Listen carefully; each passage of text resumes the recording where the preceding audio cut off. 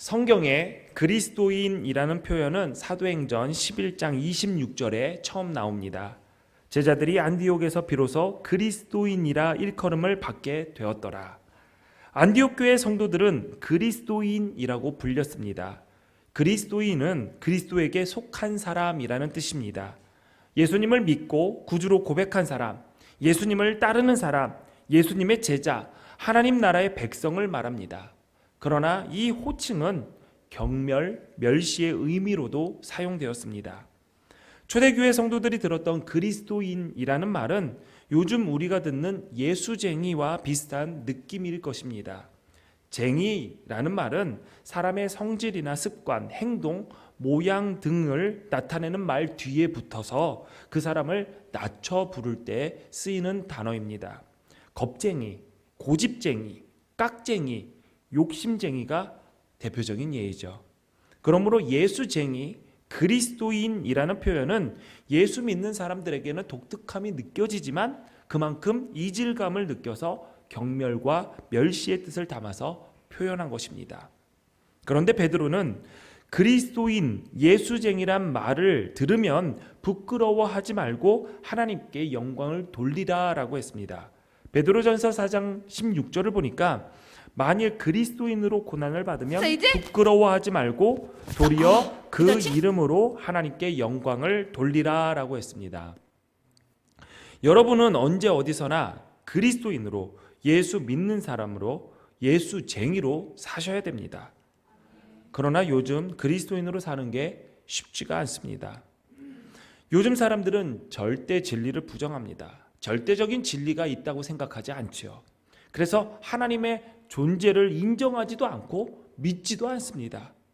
과학이 증명할 수 없는 영적인 세계, 하나님의 영역을 미신과 신화로 여깁니다. 교회를 보는 시각도 나빠졌습니다. 코로나 팬데믹 기간 동안 반기독교, 반교회 정서가 확산되었습니다. 일부 매스컴에서 예배를 통해 바이러스가 확산되는 것처럼 표현하여서 교회가 사회에 해를 끼친다라고 여기는 사람들이 많이 늘었습니다. 그렇지만 우리는 어떻게 해야 흔들리지 않고 믿음을 지킬 수 있는지, 어떻게 하는 것이 지혜로운 신앙생활인지 분별하고 주의 일에 더욱 힘써야 합니다. 초대교회 성도는 소수였습니다. 하지만 그들은 자신의 삶의 영역에서 강력한 영향력을 발휘하며 부름받은 자라는 확실한 정체성을 가지고 있었습니다. 예수 믿는 사람, 성도는 하나님의 부름을 받았고 하나님께 속한 자들입니다. 이사야 43장 1절에 보니까 내가 너를 구속하였고 내가 너를 지명하여 불렀나니 너는 내 것이라 라고 했습니다. 하나님은 우리를 지명하여 부르셨고 그리스도의 지상 명령을 수행할 다양한 직분도 주셨습니다. 그러므로 어떤 상황에서든지 흔들리지 않고 잘 살고 있는지 살펴봐야 됩니다. 베드로후서 1장 1절에 보니까 예수 그리스도의 종이며 사도인 시몬 베드로는 우리 하나님과 구주 예수 그리스도의 의를 힘입어 동일하게 보배로운 믿음을 우리와 함께 받은 자들에게 편지하노니 라고 했습니다. 베드로는 자신을 예수 그리스도의 종이라는 것을 밝혔습니다. 또한 자신이 사도로 부름받았다라는 정체성도 잊지 않았습니다. 그래서 고난과 죽음을 두려워하지 않고 부르심에 합당하게 정체성을 유지하면서 살았습니다. 하나님의 부르심, 소명이라고 합니다. 부를 소자, 목숨 명자, 명령할 명자를 사용하죠. 그래서 불러서 그렇게 살아라 명령하신 것을 소명이라고 합니다. 소명은 영어로 calling이라고 합니다. 부르심. 그런데 이 소명, 콜링은 우리가 생각할 때 직업의 개념과 연관지어서 생각할 때가 굉장히 많습니다. 나의 소명은 내가 무슨 일을 하는 사람으로 살아가는 거야 라고 생각을 하죠. 물론 틀린 이야기는 하지만 직업이 우리의 소명의 전부라고 할 수는 없습니다. 소명을 더 광활하게 생각한다면 하나님이 부르셔서 구원받게 하시고 자녀 삼아주신 것이 우리의 소명입니다. 이 땅에서 구원받은 하나님의 백성으로 살게 하신 것이 바로 소명입니다. 하나님 마음에 합한 하나님 나라의 일꾼으로 살라는 것이 소명입니다. 그래서 무슨 직업을 가졌던지 그것이 하나님과 사람 앞에 부끄러움이 없는 일이라면 그 일에 맞게, 즉 부르심에 합당하게 소명감을 가지고 살아야 합니다. 그런데 하나님이 하나님의 뜻을 이루시려고 우리를 부르시면 우리는 바로 응답해야 되는데, 바로 순종해야 되는데 어려울 것 같아서, 힘들 것 같아서, 부담돼서 주저할 때가 있습니다. 그런가 하면 하나님의 뜻을 잘 몰라서 못하겠다라고 말을 합니다. 그래서 차일피일 이루지요. 미룹니다. 제가 청년들에게도 자주 얘기하는 이유가 있습니다. 얘기하는 말이 있습니다. 그건 뭐냐면 하나님의 뜻을 잘 모르겠다. 이 일에 하나님의 뜻이 어디 있을까? 이 선택 앞에서 내가 어떻게 하면 하나님의 뜻을 찾을까? 라고 의문이 생긴다면 답은 분명하게 있다. 내가 하기 싫은 것이 하나님의 뜻에 가까울 가능성이 굉장히 높다. 왜냐하면 우리는요, 내 뜻대로 하고 싶어요. 우리의 죄악된 본성은 어떻게든 하나님의 자리에 내가 올라가서 내가 왕 노릇하고 싶어하고 내가 주인 노릇하고 싶어해요. 그렇기 때문에 딱 어떠한 선택 앞에서 기도하면서 하나님의 뜻을 찾겠습니다 라고 얘기를 하지만, 기도하기 전에 기도 안 해봐도 알 수 있는 게 있어요. 내가 하기 싫은 것이 하나님께서 원하시는 것이 때가 굉장히 많습니다. 여러분, 제가요, 목사님이 여러분에게 교회가 이런 일이 필요합니다, 우리 집사님이 이 일을 해주셨으면 좋겠습니다, 근데 하기 싫어요. 그러면은 하나님의 뜻은 어디에 있는 거냐? 그러면 하기 싫은 그 일에 있는 겁니다. 제가 좀 더 생각해 보겠습니다. 제가 기도해 보겠습니다.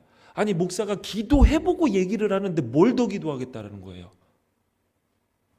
그렇기 때문에 여러분, 어떠한 일에 있어서 내가 하기 싫은 것, 그것을 한번 생각해 보세요. 왜 하기 싫은지. 그 안에는 내가 내 삶의 주인이 되고 싶어하는, 하나님을 마음에 두기 싫어하는 악의 본질, 그릇된 마음이 또아리 틀고 있기 때문입니다. 하나님의 뜻을 모르는 것이 아닙니다. 순종할 마음이 없는 것이죠. 소명대로 살아가고자 할 마음이 없기 때문에 순종하지 않는 것입니다. 지금은 때가 아닙니다. 마음의 준비가 되지 않았습니다. 코로나 상황이 좀 정리되고 안정되면 할게요. 형편이 나아지면, 믿음이 자라면, 상황이 조금 여유가 생기면 해보겠습니다. 안타깝게도 저에게 이런 말을 하신 분들은 한 분도 돌아오시지 않았습니다. 코로나 상황이 정리되면 오겠다? 오실 분들은 벌써 오셨습니다. 2년 동안 얼굴 한번 보지 못한 분들은 계십니다. 그분들은 얼마큼 정리하시려고 오시려고 하나요? 아닙니다. 이미 정리가 됐습니다. 본인의 마음이 주 앞으로 오지 못한 것이죠. 그러므로 우리는 하나님의 뜻에, 하나님의 말씀 앞에 바로 지금, 바로 여기서 부르심에 아멘 할 수 있어야 됩니다. 순종할 수 있어야 됩니다. 그래야 우리가 소명대로 부르심에 합당한 삶을 살아갈 수 있게 됩니다. 부름받은 사람은 자기 좋을 대로 살면은 안 됩니다. 디모데후서 2장 4절에 보면 병사로 복무하는 자는 자기 생활에 얽매이는 자가 하나도 없나니 이는 병사로 모집한 자를 기쁘게 하려 함이라 라고 했습니다. 부름받은 백성은 부르심에 어울리게 살아야 됩니다. 에베소서 4장 1절에 보면 그러므로 주 안에서 갇힌 내가 너희를 권하노니 너희가 부르심을 받은 일에 합당하게 행하라 라고 했습니다. 부르심에 합당한 삶은 부르심 목적을 알고 부르신 분의 마음에 들게 사는 것입니다. 하나님이 우리를 부르신 목적이 있습니다. 가장 대표적인 것은 그리스도의 몸이 되게 하신 것입니다. 예수님은 교회의 머리이십니다. 그러므로 하나님께서 우리를 교회의 몸, 그리스도의 몸으로 부르셨다는 것은 머리이신 이 교회의 지체로 우리가 부름받았다는 것을 의미합니다. 교회는, 성도는 머리이신 예수님의 뜻을 이루고 명령을 수행해야 합니다. 우리가 교회 된다라는 것, 우리가 그리스도의 몸이 되는 것, 우리가 각 지체가 된다라는 것은 단순하게 교회에 적을 두고 등록해서 출석하여 예배하는 것만을 말하지 않습니다. 예수님의 한 부분에 속하는 것입니다. 그래서 예수님이 이 땅에서 하셨던 일들을 이어나가는 것입니다. 예수님이 어떤 일을 하셨습니까? 하나님의 복음을 선포하셨습니다. 하나님의 나라가 이 땅에 임했다라는 것을 알리셨습니다. 병든 자를 치료하시고 귀신을 쫓아내고 회복시키셨습니다. 어렵고 소외된 이들의 친구가 되어주셨습니다. 하나님께서 우리를 그 예수 그리스도의 일을 이어나가게 하기 위해서 부르셨다라는 사실을 우리는 잊지 말아야 됩니다. 그러므로 기둥교회 등록한 교인들, 우리 모두는 하나님께서 부르신 뜻을 잘 알고 이 공동체에서 예수 그리스도의 몸을 이루어면서 주님의 일을 이루며 살아가야 됩니다. 하나님은 우리를 부르셨을 뿐만 아니라 택하셨습니다. 에베소서 1장 4절에 보니까 곧 창세전에 그리스도 안에서 우리를 택하사 우리로 사랑 안에서 그 앞에 거룩하고 흠이 없게 하시려고라고 했습니다. 여러분, 시장이나 마트에 가면은 수많은 물건들이 있습니다. 거기에서 여러분들은 필요한 물건을 선택합니다. 무엇인가를 선택하는 것, 그리고 선택받는다라는 것은 기분 좋은 일입니다. 선택받았다라는 것은 그만큼 가치가 있고 누군가에게 필요가 있다라는 의미이죠. 그러나 하나님의 택하심, 선택은 다릅니다. 우리가 하나님의 선택하심을 받을 만한 어떠한 조건도 자격도 우리는 이루지 못했습니다. 그럼에도 불구하고 하나님은 우리를 선택하셨습니다. 그것을 우리는 은혜라고 합니다. 그런데 성경은 그 택하심이 언제 이루어졌냐? 그 시기를 이야기하는데 창세전, 이 우주가 창조되기 전에 우리를 벌써부터 이미 택하셨다라고 말씀하고 있습니다. 그러니 얼마나 놀라운 일입니까? 이런 놀라운 일을 이야기해도 너무나 놀라우신 것들이 일상화돼서 놀라지도 않아요. 다시 한번 해볼게요. 성경은 그 택하심이 창세전에 일어났다고 합니다. 놀라우신가요? 놀라셔야 됩니다. 어릴 때 놀다 보면, 친구들과 놀다 보면은 이렇게 편을 나누게 되죠. 편을 나누게 되면은 코를 질질 흘리면서 형 따라오는 어린 동생이 있어요. 예. 그러면 편을 나눌 때 이하는 어떻게 해요? 데려가기 싫어해요. 그래서 너 막 형은 어떻게든 너 집에 가라 막 밀고 그러면 걔는 알죠. 느낌이 알죠. 나 지금 따돌리려고 그러는구나. 막 울면서 그냥 약짝같이 나 껴달라고 막 울고불고 난리를 칩니다. 그러면 참 골치가 아파. 이 아이 어떡하죠? 데리고 오면 우리 팀이 불리한데. 뭐 예를 들어서 오징어 게임을 해도 얘가 뭘 암행원사를 막을 수 있겠습니까? 오징어 게임 모르세요? 네, 오징어 게임하다 옷 진짜 많이 찢어 먹었는데 이게 필요가 없어요. 뭐 술래잡기, 나이 먹기, 뭐를 해도 같은 편 안 됐으면 하는 애가 있어요. 이 아이에게 어떻게 하냐? 새로운 신분을 부여합니다. 게임은 참여하나? 있으나? 없는 것 같고 막 돌아다니나? 너 쳤다 그래도 얘가 치면은 죽는 게 아니야. 그러면서 열심히 뛰어다니는 하나의 존재, 승패에 아무런 영향을 주지 못할 것 같은 아이에게 부여되는 신분이 있습니다. 그게 뭐죠? 깍두기죠.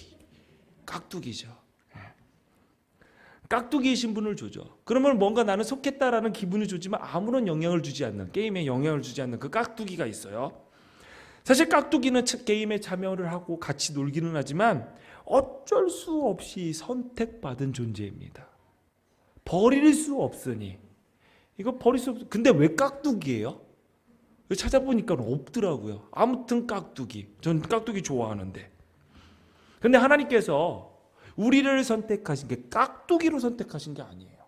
그렇다고 해서 우리가 하나님 나라에 어마어마한 역할을 하고 하나님 나라가 이 땅에 임하는데, 하나님의 통치가 임하는데 엄청난 기여를 하는 것이 아니라 딱 보면 그 수준이 깍두기예요.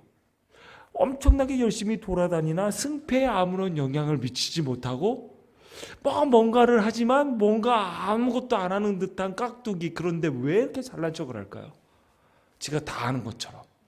알고 보면 깍두기입니다. 깍두기인데 하나님께서 우리를 깍두기로 선택하신 것이 아니라 아예 이 모든 것이 시작되기 전에, 게임이라는 것이 존재하기도 전에 이미 우리 편으로, 내 편으로 선택하셨어요. 이 말은 우리의 행위나 우리의 외모, 우리의 성취, 우리가 누구냐, 무엇을 하는 사람이냐, 무엇을 가졌느냐, 그것을 보고 택하신 것이 아니라는 것입니다. 무언가를 주님의 일을 하게 되면 제가 그쪽에 능력이 없습니다. 능력이 없으면 키우면 되지요. 키우면 되죠. 오늘부터 우리 챔버 팀들이 늘었어요. 뭐야, 5명 똑같은데 뭐가 늘었냐? 여기 연습하는 애들, 연습생들이 늘었습니다. 저희가 무슨 JYP는 아니지만 연습생도 있습니다. 그래서 오늘 밑에서 오늘 예배에 사용하는 부르는 찬송을 이 연습생들이 같이 연습하고 아직 데뷔는 못했습니다. 예. 이 아이들이 뭐 처음부터 악기할 수 있는 능력을 가지고 있는 건 아니에요. 그래, 너 열심히 해라. 열심히 해서 하나님을 찬양하는 일에 쓰임 받아라. 오늘도 막 빽빽대고 삑살이 되고 좀 활질이라고 얘기 안 하고 보잉이라고 하나요? 좀 팍팍 쳐줬으면 좋겠는데 처음 와가지고 연습생이니까 이렇게 야, 비브라토 해. 그러면은 악기가 전체가 떨리고. 그래도 준비하고, 하나님께서 또 처음부터 잘하니까 택한 것이 아니기 때문에 준비하는 겁니다. 지금도 예배를 마치면은 또 여기에서 기타로 또 하나님을 찬양하래 초등학생 지금도 기타 배우고 있고요. 드럼 치는 애들 드럼 열심히 연습하고 있습니다. 성찬이 열심히 연습하고 있지? 요즘 교회에서 연습 안 하더라? 혼나? 준비해야 됩니다. 내가 지금 안 가졌다? 교회에서 여러분의 능력을 보고 하는 것도 있지만 아닙니다. 자세를 봅니다. 내가 하나님 앞에 부르심을 받았다, 택하심을 받았다라는 그 감사함의 자세가 있는지 그거를 보고 하나님께서는 일 맡기십니다. 그러므로 여러분, 하나님의 선택에 조건을 달지 마십시오. 내가 시간이 없습니다. 아니, 하나님께서 시간을 주셨는데. 내가 능력이 없습니다. 아니, 하나님께서 부어주실 것인데. 여러분, 우리 깍두기처럼 참석합시다. 하나님의 일 감당합시다. 그러나 하나님께서 깍두기도 못한 우리 존재를 왕같이 대접하신다는 사실에 늘 기쁨이 있으시기를 바랍니다. 세상은 늘 조건을 먼저 묻고 따집니다. 예쁜지, 잘생긴지, 직업은 번듯한지, 번듯한 직업의 연봉은 얼마인지, 그 연봉을 몇 살까지 받을 수 있는지, 돈이 많든지 많이 배웠든지. 그래서 사람들은 보이는 것에, 조건을 갖추는 것에 너무 신경 쓰며 삽니다. 그런데 하나님은 여러분들을 아무런 조건 없이 나를 택하셨죠. 왜 그럴까요? 왜 조건을 보지 않을까요? 하나님의 관심은 우리의 조건이 아니라 우리의 존재 자체에 있기 때문입니다. 하나님은 에레미야에게 이렇게 말씀하시면서 부르셨죠. 내가 너를 모태에 짓기 전에 너를 알았고, 내가 배에서 나오기 전에 너를 성별하였고, 너를 여러 나라의 선지자로 세웠노라. 그러자 에레미야가 하나님의 이 부르심을 잘 이해하지 못합니다. 그러면서 이렇게 얘기하죠. 내가 이르되 슬프도소이다. 주 여호와여 보소서, 나는 아이라 말할 줄을 알지 못하나이다. 하나님, 지금 잘못 알고 오신 거 아니에요? 저 아이라 말을 못합니다. 이게 정말 아이라서가 아니라 이제 노인, 나이 든 사람을 이제 지혜 있는 사람의 대명사로 봅니다. 성경은. 그러니까 아이라는 것은 나는 지혜가 없습니다. 말할 줄 모릅니다라는 것은 자기가 말을 못하는 언어 장애가 있는 것이 아니라 내가 지혜롭게 가르치는 선생의 자격이 없습니다. 이 말이에요. 그러니까 나는 지금 지혜도 없고 달란트도 없고 재주도 없고 내 위치가 무슨 하나님의 말씀을 전할 선지자의 위치가 못 됩니다. 하나님 잘못 찾아오셨습니다. 라고 얘기를 하는 거죠. 하나님의 택하심에는 이유가 없는데 에레미야는, 그리고 우리 또한 그것을 이해하지 못합니다. 하나님이 이스라엘 민족을 택하셨을 때 그들이 다른 민족보다 더 괜찮았기 때문이 아니었습니다. 신명기 7장 7절을 보니까 여호와께서 너희를 기뻐하시고 너희를 택하심은 너희가 다른 민족보다 수요가 많기 때문이 아니니라. 너희는 오히려 모든 민족 중에 가장 적으니라 라고 했습니다. 그러므로 하나님이 나를 택하셨다라는 것은 내 자랑의 근거가 아니기 때문에 우리는 겸손하고 더 겸손해야 됩니다. 여러분, 저와 여러분은 하나님이 태초 전에, 창세 전에 택하신 존재입니다. 우리 에베소서 1장 4절 말씀 한번 같이 읽습니다. 시작. 곧 창세 전에 그리스도 안에서 우리를 택하사 우리로 사랑 안에서 그 앞에 거룩하고 흠이 없게 하시려고. 아멘. 부르셔서 택하셔서 우리를 하나님 앞에 거룩하고 흠이 없게 하시려고 부르셨다라고 얘기합니다. 자, 거룩하고 흠이 없다라는 말 어디서 많이 듣는 이야기냐면 제사의 제물 앞에서 많이 하는 얘기입니다. 거룩하고 흠이 없는 제물, 바로 무슨 말입니까? 우리를 부르셔서 하나님을 예배하는 예배자로 세우시기 위함입니다. 로마서 12장 1절을 보니까 그러므로 형제들아 내가 하나님의 모든 자비하심으로 너희를 권하노니 너희 몸을 하나님이 기뻐하시는 거룩한 산 제물로 드리라. 이는 너희가 드릴 영적 예배니라 라고 했습니다. 우리는 하나님 앞에서 거룩하고 흠이 없는 산 제물로서 하나님이 기뻐 받으실 만한 예배를 드리기 위해서 부름 받았습니다. 택함 받았습니다. 산 제물, 산 제사라는 말은 삶에서 드리는 예배를 말합니다.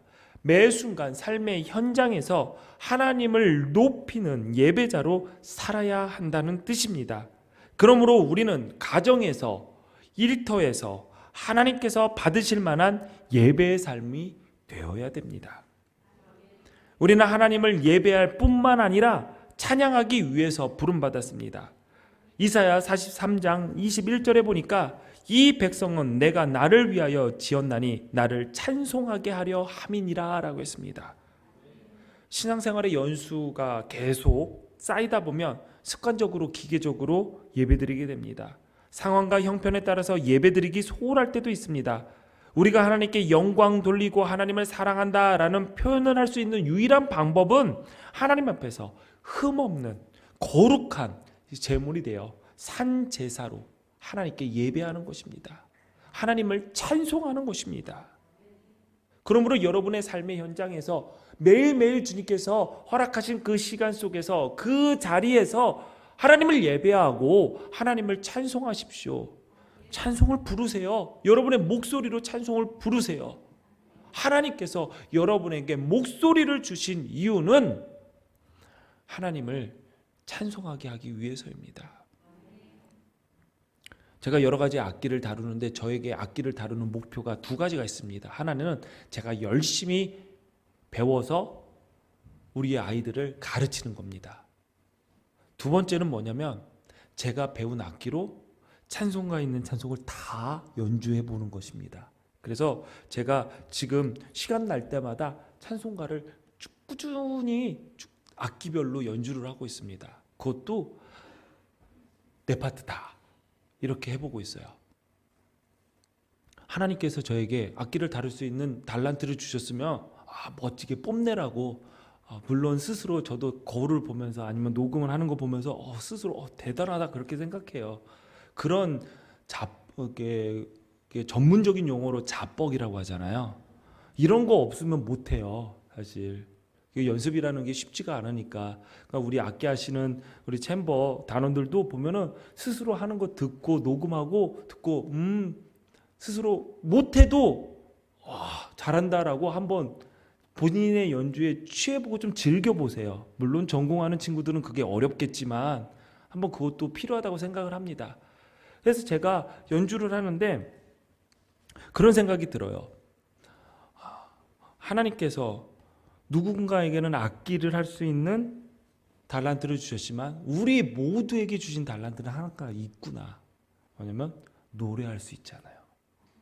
음치어도 박치어도 노래할 수 있잖아요. 그러므로 여러분 하루에 한 번 한 번이라도, 한 장이라도 찬송가 가사 기억하면서 하나님 앞에 찬송하세요.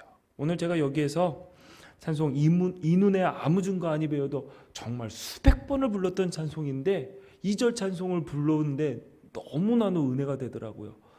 이 눈에 보기, 그러니까 네 눈에 보기에는 어떠하든지 내 눈에 볼 때는 진짜 아닌 것 같은데 그래도 이미 얻은 증거대로 늘 믿으며 너의 마음에 의심 없이 살아갈 때 우리 소원 주 안에서 이루리. 근데 가슴이 뜨거워지더라고요. 걸어가세요. 믿음 위에 서서 우리 같이 나갑시다. 같이 찬송하면서 하나님께서 우리에게 주신 달란트 그리고 지으신 목적대로 살아갑시다. 저는 여러분에게 기회 있을 때마다 하는 얘기가 있습니다. 심겨진 곳에서 꽃 피우라. 지금 심겨진 곳에서 꽃 피우지 못하면 다른 곳에 옮겨도 꽃 피우지 못합니다. 내가 여기에서 이럴 사람이 아닌데 다른 데 옮겨도 그럴 사람입니다. 내가 지금은 상황이 이래서 못하지만 다음에 상황이 풀리면 아닙니다. 상황이 풀려도 똑같이 못할 겁니다. 그러므로 상황이 어떠하든지 장소가 어떠하든지 지금 이 자리에서 꽃 피우기를 소원하고 열심히 전진하십시오. 나무는 꼭 꽃으로 열매로 말해야 됩니다. 여러분 모두 심겨진 곳에서 꽃 피우셔야 됩니다. 열매 맺어야 됩니다. 여기서 한 가지 여러분 더 추가하겠습니다. 나무는 꽃을 피우는 목적이 있습니다. 왜 꽃을 피우냐면 꽃은 열매를 맺기 때문이죠. 나무는 열매를 맺는 이유가 있습니다. 뭐죠? 열매 안에 씨가 있습니다. 씨를 퍼뜨리기 위해서 나무는 꽃을 피우고 열매를 맺고 그 씨를 퍼뜨립니다.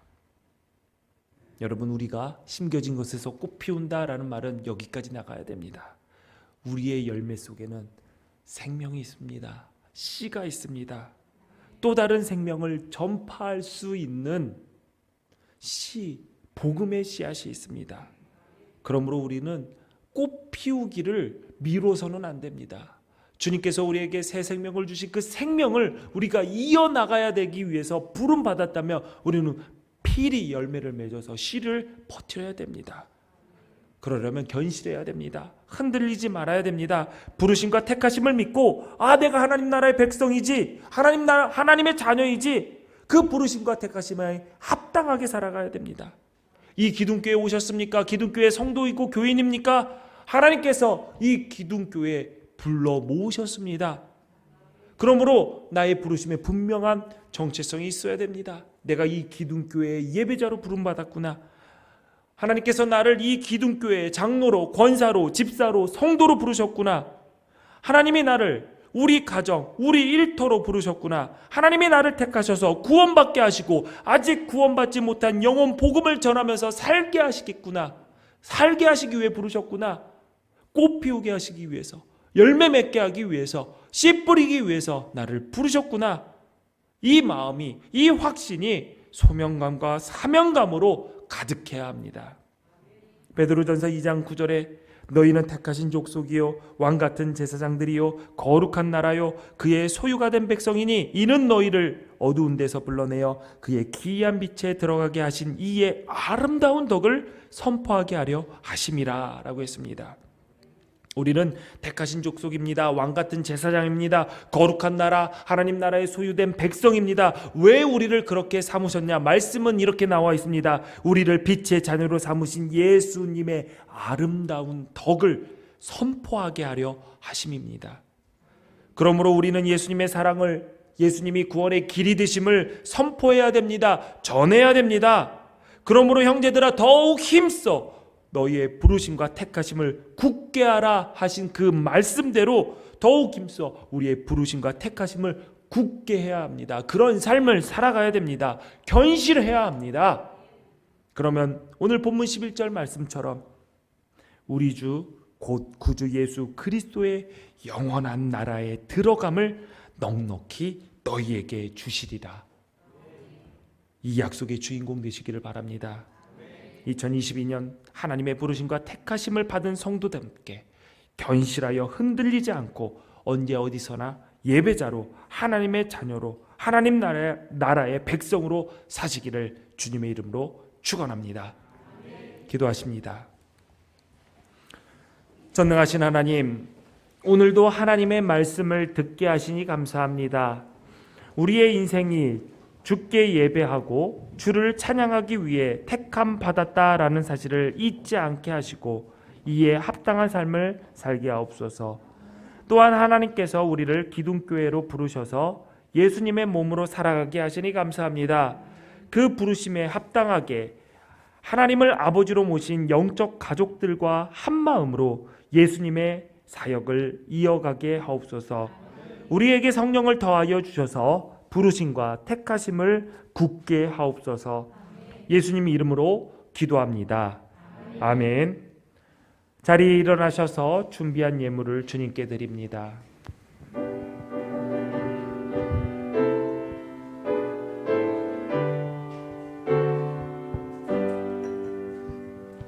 모든 것이 주께로부터 왔으니 이 예물을 주께 드리나이다.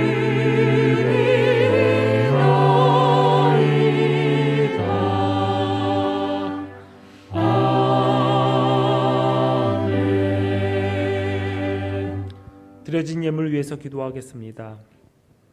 하나님, 세상에 살면서 땀 흘려 일하여 얻은 소득을 구별하여 하나님께 드립니다. 하나님, 이 예물을 받아주옵소서. 우리 성도들의 삶을 주님께서 기억하여 주옵소서. 그들에게 주어진 믿음의 여정을 잘 마칠 수 있도록 성도들의 가정과 일터에 때를 따라 돕는 은혜로 늘 함께하여 주시고 양식 때문에 눈물 흘리지 않도록 주님 붙잡아 주옵소서. 늘 받은 은혜를 생각하며 감사하게 하여 주시고 생애 순간순간마다 감사의 고백과 헌신이 식지 않도록 그래서 주님 오시는 길을 준비하고 부르심과 택하심에 합당한 삶을 살 수 있도록 우리 성도들을 붙잡아 주옵소서. 이 예물을 맡아 사용하는 기둥교회에도 함께하여 주셔서 인간의 생각과 욕심이 아닌 하나님의 뜻을 이루는 일에 지혜롭게 사용할 수 있도록 우리와도 함께하여 주옵소서. 예수님 이름으로 기도하옵나이다. 아멘.